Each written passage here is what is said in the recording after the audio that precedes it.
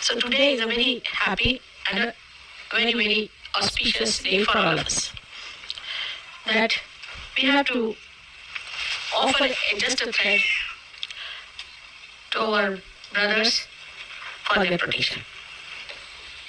I've already told you the story of Alexander the Great. How many of you have not heard it? Raise your hands. Look at that. Can't be. All right. So I'll tell you the story of Alexander. You're very clever, I know. All right. So, the story of Alexander is like this. That Alexander the Great invaded India, much before Buddha was born. Or we can say after Buddha was born. And he went with the idea of conquering the whole of India. He was a very powerful man. But God did not want that, perhaps. So he was once defeated, and one king called Puru arrested him. Alexander had married an Indian lady. And when he was under the arrest of this king, that was the day of this Raksha Bandhan, the same day. So, she was a clever lady. She put one thread like this in a small little plate and covered it nicely with some nice cloth and sent it to the king Puru in his court. When he took it to the court, somebody and gave it to him, he had to wear it because that was the day of Raksha Bandhan. And that day, anybody who sends you this thread, you become the brother. So then he asked, who is my sister? So they said, she is the wife of Alexander. And he got really upset with it because a sister's husband is something very great in India. So he rushed to the jail and he fell straight on his knees and begged of his pardon. He said, I'm sorry, sir. I didn't know you were the husband of my sister. He said, what? Yeah, you are. And I'm sorry. I'm very sorry for this thing that I have chained you this way and put you here and behind the bars. This was very wrong on my part.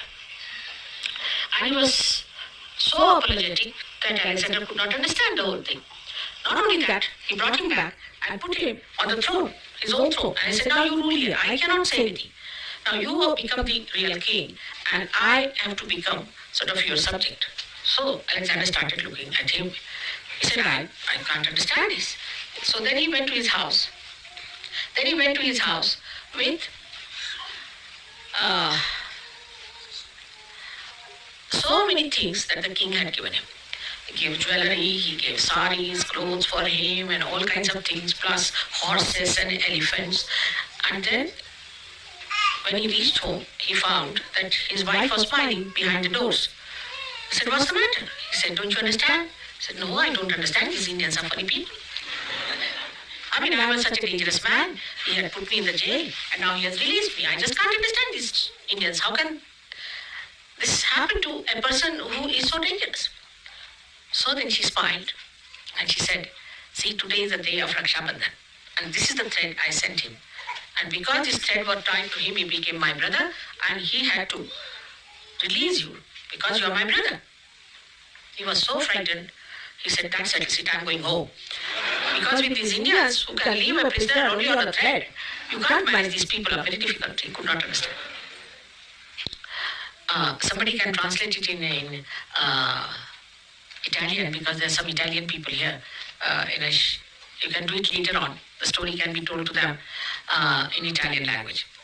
So this is what it is. It's so important that on this day, if this is tied on your wrist, then you become brothers and sisters. Now in Sahaja Yoga, brotherhood is the most important thing.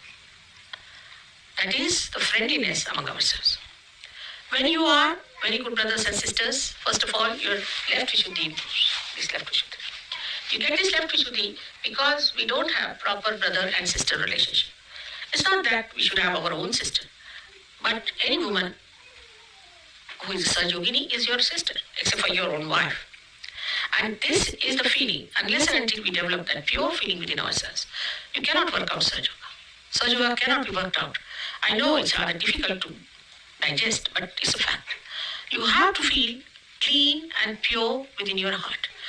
Now see, we are so many Saj yogis together, live in ashrams. We have no problems. But supposing if you had these problems, this girl is running away with that boy is running with that girl, would not have known with whom she is living today. And those problems can only be solved if you have the proper sense of a sister and a brother. And that is our dharma. That is our valency. That we should know that we have a brother who is our Rakhi brother and all others are also our brothers. A pure relationship must exist between brothers and sisters, and of course, you have your own wife, which is your private thing. There should be something like private in Saj Yoga, and that is the only thing that is private for you, that you are husband and wife. The rest of it is all collective, and we have to live in a collective way among ourselves in very pure relationships. Now, as it is, we have to be in a collective being. At the slightest provocation, people become non-collective. They cannot have rapport with other Saj Yogis, they cannot talk to other Saj Yogis, they cannot live with other Saj Yogis, then something wrong with them. They must understand something wrong with them and nothing wrong with others. I know of a Saj Yogi who came and told me, Mother, they are very unkind to me, they are very suspicious of me, they do this and do that. Nothing of the kind. It was his own mind that was working like that and giving him ideas against other Saj Yogis. So never criticize your brothers and sisters. There's no need to criticize. If you have to criticize, criticize yourself. Best way is to criticize yourself and see for yourself what's wrong with you that you cannot fit into the collective. As you know, it's a tremendous task and so important today, so vital, that we all should establish Saj Yoga properly. Without Saj Yoga, do you see any other remedy, any other solution for today's chaos? We do not see any. Now, what do we have to do? I don't say you must bring Himalayas here. Nor do I say that you must swim for 7 miles together. Nor do I say that you must take a plane which will take you around the world in one night. Nothing of the kind. These feats are not needed. A simple feat of rapport, of love being communicated to others. Just a simple thing it is the simplest. You see the children, how they are so simple, how they are so natural, that they immediately feel the love and immediately react to it. But we cannot. What is the reason? Why can't we react in that way? Why our attention is not on that point where we should react in such a manner that we should be absolutely congenial, enjoying each other's company? The reason is our attention is outside.